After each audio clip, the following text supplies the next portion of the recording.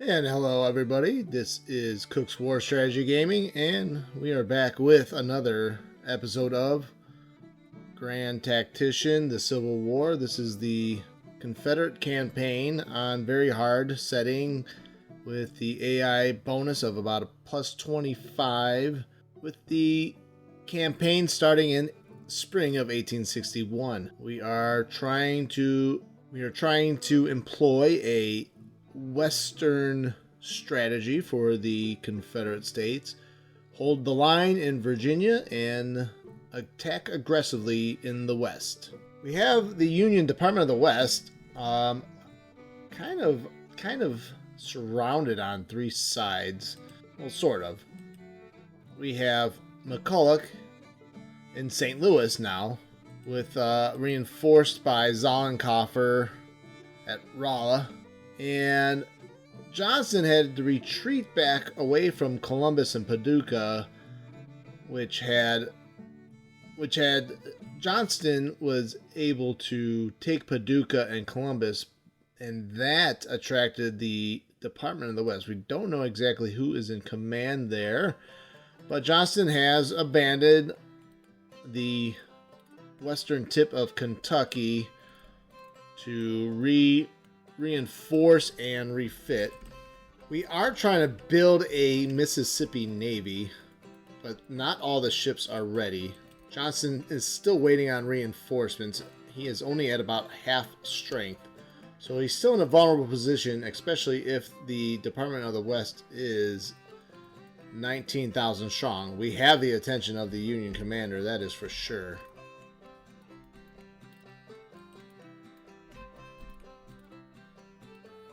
McCulloch has secured St. Louis. Now we have a decision to make. Johnston is not in a position to attack, so he's going to try to hold the line at Dyersburg and hopefully keep the Department of the West from moving south. Now, if the Union commander decides to move against Johnston, we can bring McCulloch down towards Cairo and threaten the Union commander from the rear.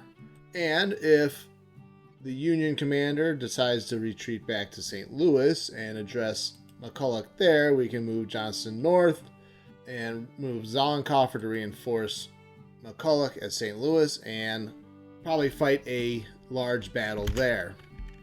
Now that does present a dilemma for us. What do we do with Zollicoffer? Do we move him to secure Fredericktown and maybe use him as a bait to draw the Department of the West towards him? I think we're going to try to employ that strategy.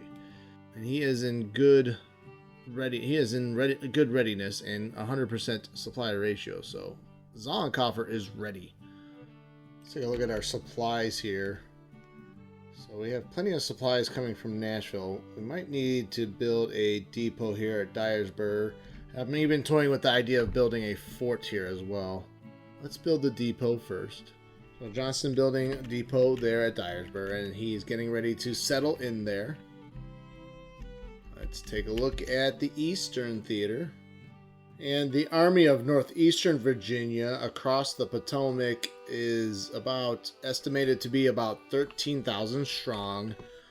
Facing Robert E. Lee with his 8,000. There's still Johnston in the Shenandoah with about 2,300. And in Richmond, you have Magruder with another 2,100. So one of the big things with the South right now is a lack of manpower early on.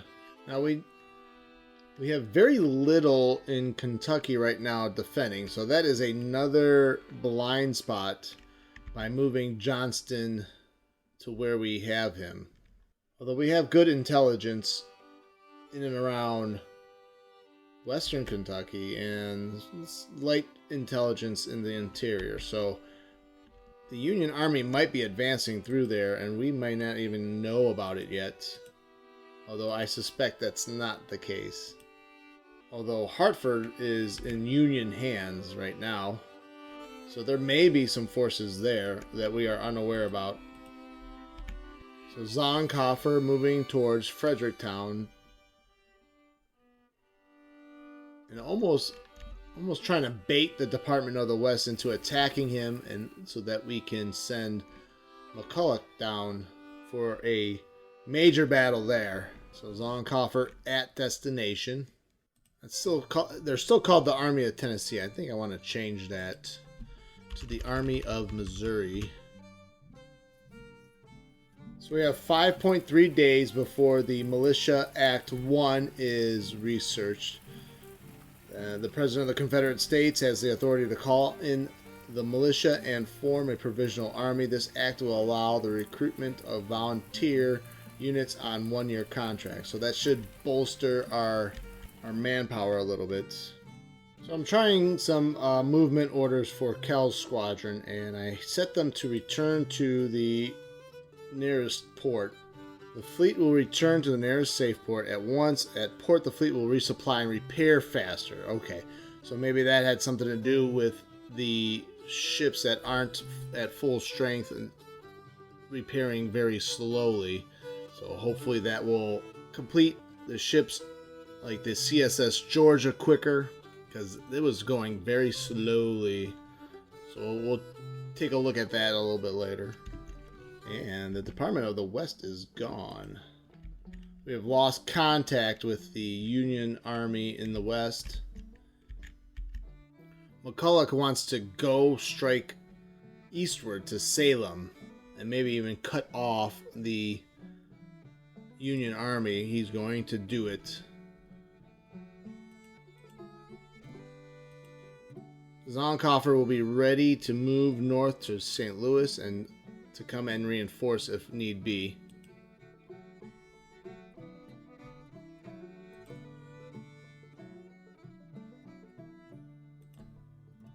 You can see the Confederate invasion, the first Confederate invasion. Western Army strength of 14,000. Do not see the Department of the West. I wonder if they're invading Kentucky. I'm going to try to upgrade at least one of these artillery battalions. So we're going to increase them from the 6-pound field gun to a 12-pound Napoleon. We can even upgrade some of our muskets here too. Actually, let's upgrade these guns as well. Well, we have access to these howitzers too. We should do that. 24-pound howitzers. So we'll have a section of 12-pound howitzers and one section of, or battalion of, Napoleon guns. If we got them, might as well use them, right?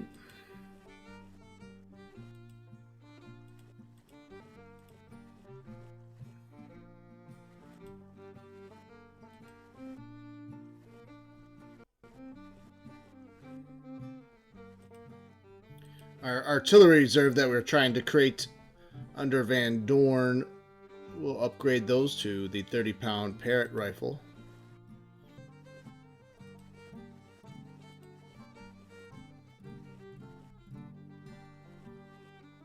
We have some access to Smith carbines, the breech loaders. We'll give those to the Georgia State Militia Cavalry. Alright, so we've upgraded most of the Western Army with new muskets, improved muskets, and even some rifled muskets as well. Not seeing much activity, or we've lost contact with the Union armies in the West.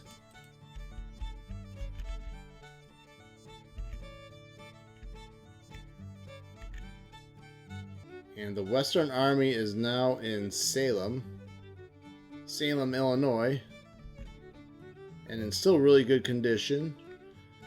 Well, almost 500 men disabled though in the march, but their supply ratio is at 100%, so still very good. They are getting a good amount from local supply and forage.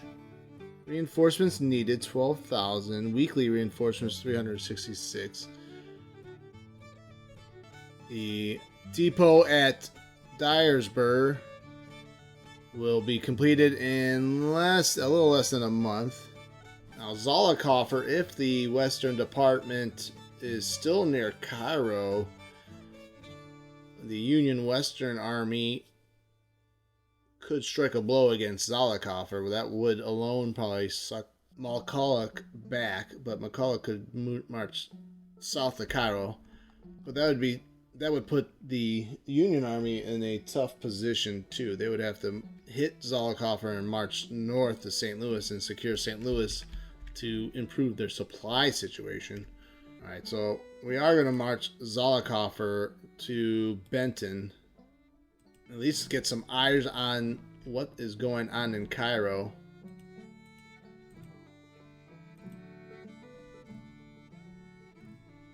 It is July 15th, 1861.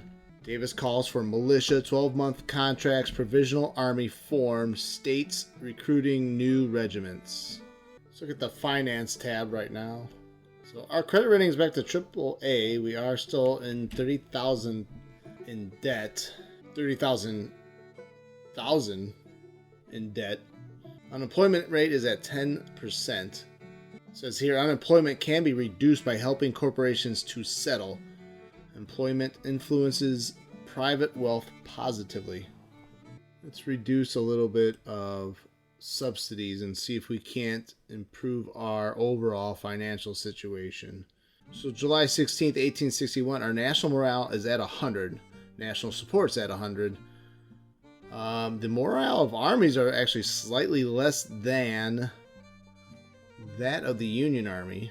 The Union has fielded 56,000 men to our 44,000.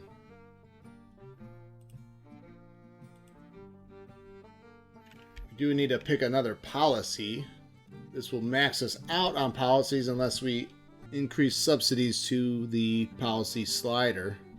See, the Tariff Act. This act will allow higher tariffs of up to 50% to be imposed on foreign imports. This will make imports more lucrative for the government, and at the same time it will protect the nation's own industries because there will be less competing products on the market. Relations with the Europeans, though, -10.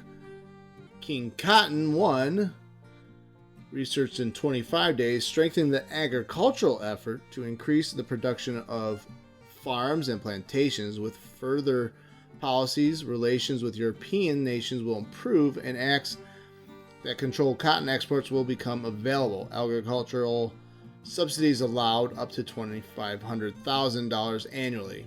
We could do diplomacy 1. With diplomatic focus and policy making, relations with the European superpowers can be boosted with diplomacy subsidies up to $2,500,000. This policy also allows the import of Enfield and Lawrence rifles. We can also print notes. Printing new money will bring short-term relief, but will result in inflation, lowering public wealth by 10%. Once this act is passed, the government will receive $50 million in newly printed money each year. I don't see why we can't do that one. I mean, we are currently doing that one as we speak in real life, so I don't see what could go wrong. Why don't we print notes? We'll be done with it in 20 days, and we will have more money. Just print it. At Zollicoffer at Benton, Missouri, outside of Cairo. It's going to take some time, and then it's still considered in Union hands. Our credit rating just took a hit, went down to 8. Went down to 8 plus. Well, the CSS Georgia. Oh, there's 2 CSS Georgias. They are actually improving a little bit faster, or repairing a little bit faster. The Western Army is still very well supplied. Something's going on here. We're losing control in parts of Missouri. Now, supply ratio, though, is only at 60%. So we're going to have to be careful. Condition is still good, though, in the Western Army.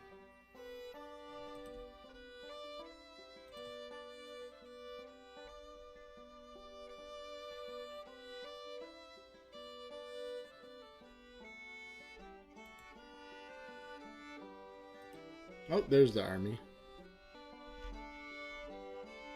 They're kind of hidden 15,000 men, so... Alright, McCulloch is going to march south. And we're going to try to confront the Army of the West near Cairo.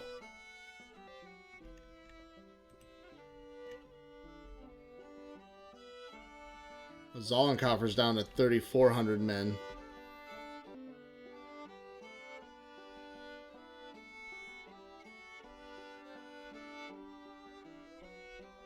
We can probably bring Johnston up too.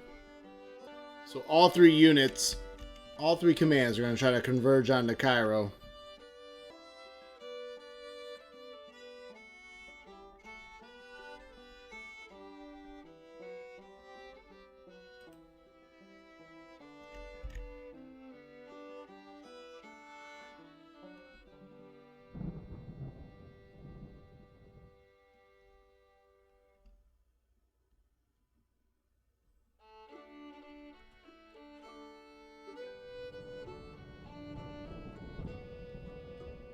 Let's take a look at Lee's army. All right, there we go. There's a whole bunch of volunteers now. And we're going to add a brigade to Johnston's command in the Shenandoah, and probably actually maybe another small division.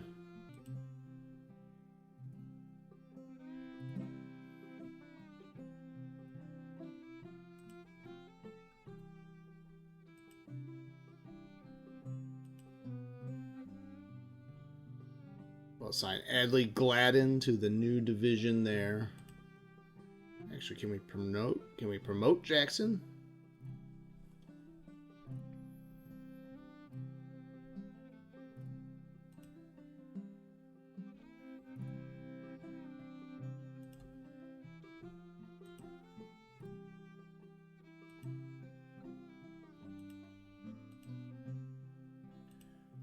And yeah, we can do that by replacing him.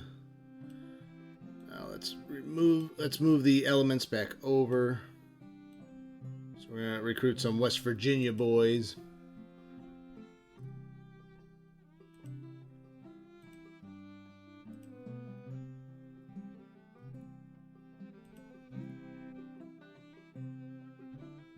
And we will also give them a battalion of artillery as well.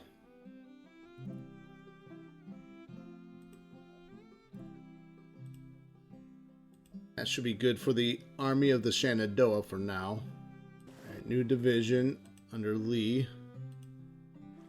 Again, I keep changing Beauregard or replacing him because I feel it's weird having him as the division command, but he is the senior commander of the Confederate Army. I should just replace Lee with Beauregard to make more sense, but we're not going to do that.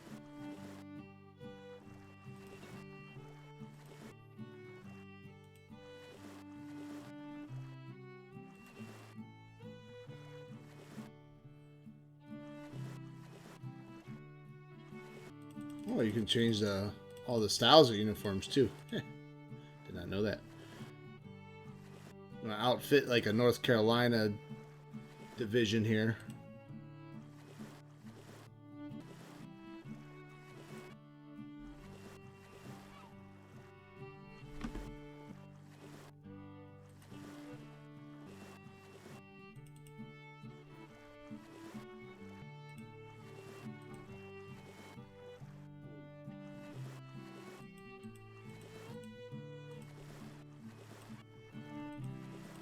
Oh wait, I didn't want that to be an infantry brigade.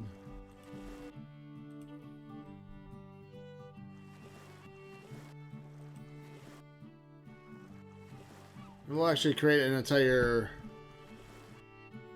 2-brigade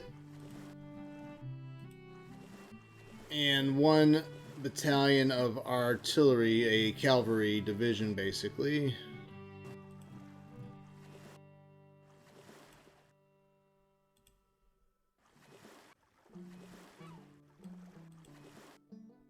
The rightful Army of Northern Virginia.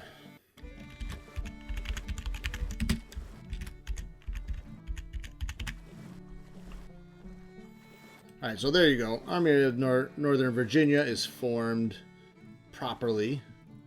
It's still a corps. So I think there's a policy that we'll need to enact to get the corps system in place. But we cannot create an army right now. We can set this to auto upgrade the army, the weapons. Yeah, kind of like that. Don't have to micromanage that. And I should upgrade the Army of Kentucky's weapons. Wow. Oh, I wonder if are we spending way too much money by doing that? Should probably be careful. Yeah, maybe we should watch our recruitment for now. I did just recruit a lot in the Eastern Theater. And we do need to make sure our goal here, our strategy here is out west. So, and I think we have enough manpower right now to deal with the Union Department of the West. Our intelligence says they have 15,000 men, 31 guns. Now we have 3 commands, the largest being 14,000, 29 guns. Zollicoffer brings in another 11 guns and 3,400, and Johnston with his 10,000 men and 36 guns.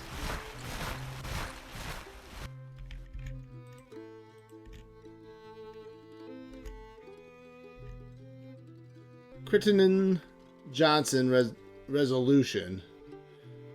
News from the front line, reviewed carefully by the citizenship, and the nature of the news has an impact in their support for the war effort. Bill to preserve Union. No action against slavery. Bill passes almost unanimously.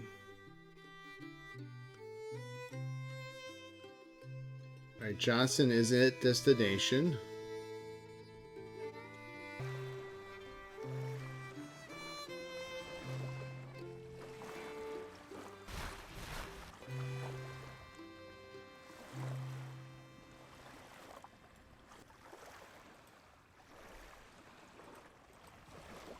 And we are going to march to engage the enemy at Cairo.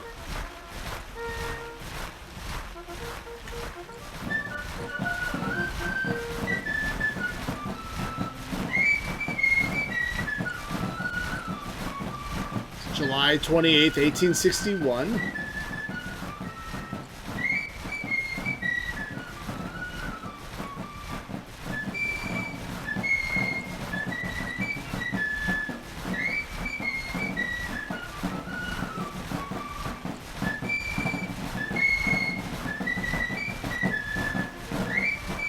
Letting Johnston kind of get closer so that he can support the attack. And then no movement by the Union.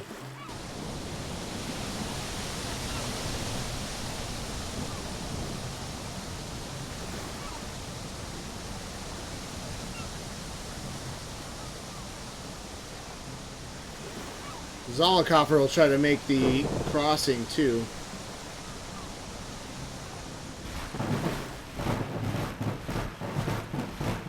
Alright, here we go. Engagement. Army of Kentucky is right there. Oh, we outnumber the Department of the West. And let's play this battle.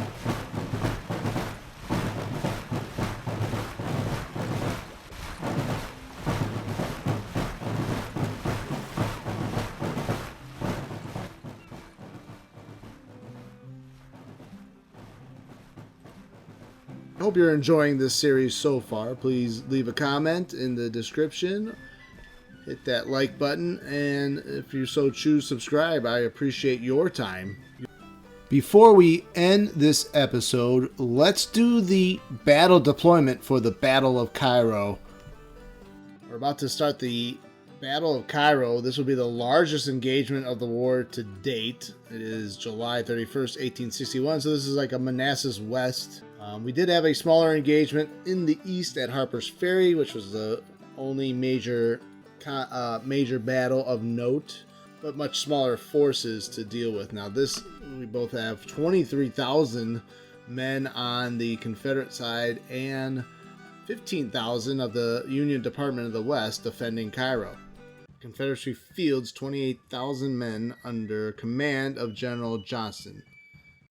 Our scouts report the enemy is near Cairo and our army is prepared for battle. We are facing Department of the West under command of William Harney with a strength of 16,000 men and 25 guns. The enemy army is green and the morale is reported to be stable. Reports indicate their supply situation is outstanding. The supply state of our army is also outstanding.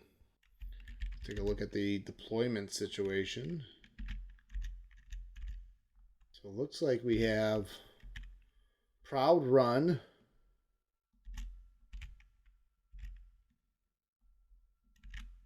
and we have McCulloch's army, 14,000 men coming from the north.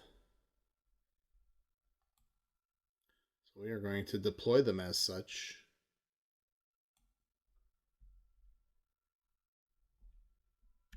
We will deploy them straddled around Proud Run Creek.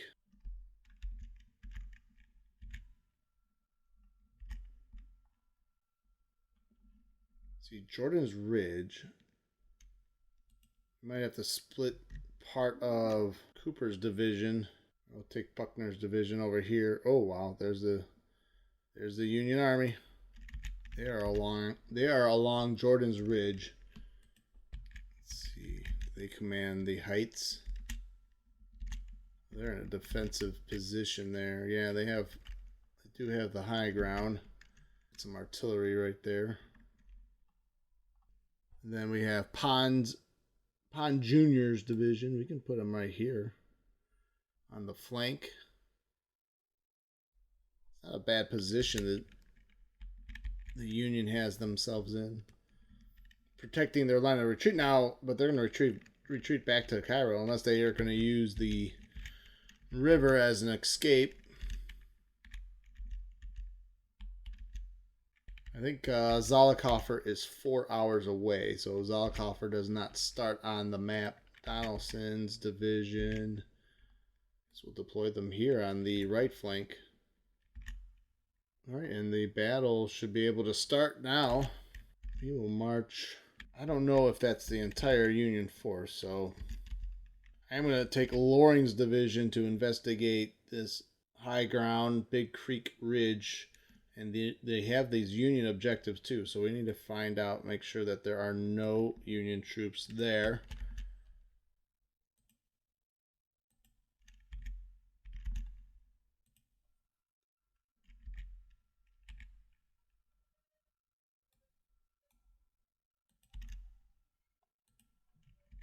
So this will conclude episode 4 of our Grand Tactician Civil War Confederate campaign. I do appreciate your time. We'll pick up the Battle of Cairo on the next episode. You have a very good day. Thank you.